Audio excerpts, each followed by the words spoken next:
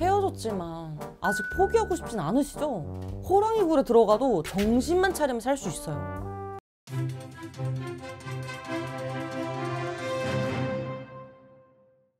안녕하세요. 연애자격 가람쌤이에요. 헤어진 지 한 달 이내라면 이 세 가지만 알아도 제외할 수 있으니까 오늘 영상 꼭 끝까지 봐주세요. 헤어진 지 한 달 이내일 때 제외하는 법 첫 번째, 정말 갑자기 이별한 걸까? 생각해보기. 많은 분들이 자주 하는 말씀인데 저는 갑자기 이별 통보를 받았어요. 저희 커플은 싸우지도 않았고 불과 얼마 전까지도 여행 계획 세우고 있었어요. 이렇게 말씀하시는데 사실 이별이란 건 갑자기 일어나는 게 아니에요. 헤어지고 싶은 마음이 처음엔 강하지 않다가 점점 한계를 넘게 되면 그때 이별을 결심하게 되죠. 우리가 생각해 봐야 되는 건 헤어지게 된 그 트리거 사건보다도 평소에 정말 사소한 상황에서의 문제점부터 파악을 해야 돼요. 최근 들어 상대가 자주 짜증을 내진 않았나요? 또는 카톡 답장 텐션이 떨어지고 형식적으로 한 연락 같진 않았나요?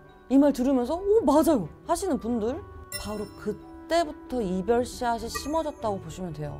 상대방도 처음부터 그러진 않았을 텐데 이렇게 여러 전조 증상이 있었겠지만 에이 별일 아닐 거야, 시간 지나면 괜찮아지겠지 하면서 자기 위로를 하는 건 오히려 이별의 씨앗이 더 자라도록 양분을 준 거라고 보시면 돼요. 아니란 생각으로 방치하다가 이젠 정말 문제가 되어버리고 걷잡을 수 없이 커진 거죠. 이렇게 우리가 초기에 놓친 게 지금 재회를 하는 데 있어서는 핵심 단서가 될 수 있어요. 상대방의 차가운 태도를 단순히 기분 탓이다, 상황 탓이다 하면서 넘기진 않으셨을까요? 상대방은 분명 헤어지기 전에 내 마음 좀 알아달라고, 풀어달라고 표현을 했을 거예요. 그러다 지치니까 포기하게 되고 이별을 선택하게 되죠. 가장 무서운 건 무관심이라고 하잖아요. 그래서 우린 이제부터라도 이 세 가지를 생각해 보셔야 돼요. 첫 번째, 상대방 입장에서 나에게 서운했던 건 무엇이었을까? 두 번째, 나는 그런 상대방에게 어떻게 반응을 했는가? 세 번째, 나의 반응으로 인해 상대방의 서운함이 해결이 되었는가? 연애를 하면서도 이 세 가지는 가장 중요한 건데 이 부분을 생각해보지 않죠? 그리고 재회를 할 때도 이것부터 생각을 하고 정리를 해서 상대방한테 보내야 돼요. 그런데 나는 다시 만나고 싶다, 이렇게 내 생각만 앞서다 보니 오히려 상대방 입장에서 깊게 생각을 하지 못하죠. 그러니까 더 상대방한테 뭐라고 말해야 될지도 모르게 되고요. 여러분에게 정말로 소중하고 이대로 놓치고 싶지 않은 사람이라면 제가 말씀드린 아까 그 세 가지부터 종이에 한번 적어보세요. 그래야 상대방의 생각, 상대방의 감정, 상대방이 원한 것, 이렇게 상대방의 입장에서 생각하고 말할 수 있게 돼요. 연락 내용도 이 내용으로 보내야 하고 이 부분부터 돼야 재회 후에도 건강한 연애를 유지할 수 있게 돼요. 지금 혼자 하시기 막막하고 어려우신 분들 계시죠? 고정 댓글에 보면 링크 있어요. 이쪽으로 상황 자세히 보내주세요. 같이 응원해 드릴게요. 헤어진 지 한 달 이내일 때 제외하는 법 두 번째, 상대의 이별 결심을 되돌리기 위해 내가 알아야 할 건 뭘까?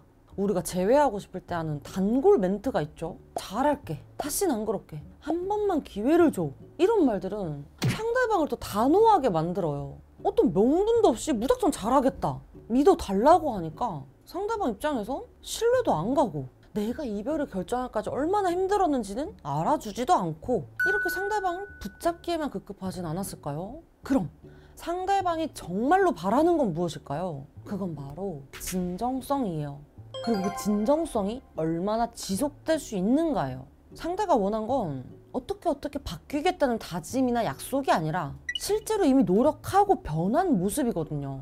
물론 내가 당장 180도 바뀔 수는 없다 하더라도 최소한의 깨달음과 그래서 앞으로 어떻게 할지, 그래서 현재는 무엇을 하고 있는지에 대한 내용은 있어야 상대방도 믿어보죠. 상대방이 여러분을 다시 믿고 상대방이 여러분에게 다시 기대감을 갖고 신뢰할 만한 기회는 얼만큼 주셨을까요?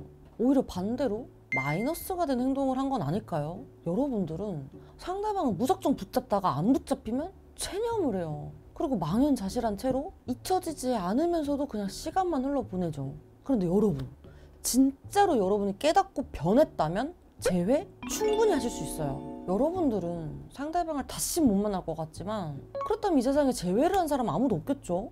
그런데 핵심은 상대방을 만났을 때 나는 어떤 모습을 보여주고 얼마나 상대방한테 와닿도록 전달할 수 있는가, 이게 중요해요. 이렇게 다 준비가 안 되어 있으면 정말 어렵게 잡은 기회도 놓칠 수가 있어요. 그러니까 탄탄하게 준비를 해봐야겠죠. 여기까지 다 준비가 되셨다면 이미 제외 가능성이 50% 이상은 달성하신 거예요. 자, 그럼 나머지 50%는 어떻게 채워볼 수 있을까요? 여기서 팁을 드리자면 절대로 하면 안 되는 게 있어요. 그냥 듣기 좋은 말, 비현실적이지만 내가 모든 걸 다 하겠다는 말들, 이건 하지 마세요. 여러분들 지킬 수 없을 뿐더러 상대방이 듣기에도 뜬구름 잡는 소리일 수도 있어요. 안 그래도 예민하고 감정이 격해진 상대인데 괜히 이런 말들로 심기를 더 건드려서 좋을 건 없죠. 오히려 있던 적마다 떨어지게 만드는 독극물 같은 말이고요. 그럼 어떻게 말해야 하냐? 한번 이렇게 말해볼 수 있죠. 지금 당장은 완벽하게 변하지 않았지만 앞으로 내가 충분히 달라질 수 있다는, 이별 이후부터 지금까지 노력하고 그 결과로 달라진 모습을 보여주고, 이런 태도와 속도라면 앞으로 상대가 원하는 연애, 행복한 연애를 할 수 있겠다는 기대감을 심어주셔야 돼요. 자, 여기서 진짜 중요한 거, 이거 좀 까다로운 건데, 설득을 하는 게 아니라 그 사람 스스로 느낄 수 있게 만들어야 돼요. 당연하겠죠? 누가 나를 설득한다고 느껴지면 설득 안 당하려고 하는 게 사람의 심리니까 오히려 잘해보려고 하다가 역효과만 나요. 특히 이게 진짜 핵심인데, 우리도 미래 전망이 좋은 주식에 투자를 하지, 한 달 뒤나 6개월 뒤에 비전은 있지만 실현 불가능한 목표만 떠들고 있는 주식에 투자를 하진 않죠. 내가 어떤 주식으로 보여야 할지 잘 설계를 하셔야겠죠. 여러분, 지금이야말로 스스로를 돌아보고 상대방과의 관계를 다시 설계할 기회예요. 이렇게 되었을 때 재회는 생각보다 멀지 않은 곳에 있고요. 오늘은 헤어진 지 한 달 이내일 때 재회하는 법에 대해 쫙 알려드렸는데요. 도움 많이 되셨다면 구독, 좋아요, 댓글, 알람 설정까지 부탁드리고요. 여러분들의 행복한 연애와 결혼 생활을 진심으로 응원합니다. 다음에 또 뵐게요. 안녕.